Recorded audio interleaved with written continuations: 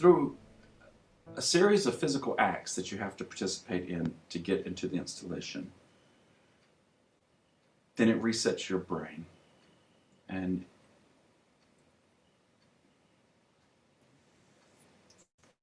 like studying craft is you're studying movement, is what you're doing. You're studying the efficiency of movement, you're studying movement, you're understanding what movement does, what the reaction of every movement is.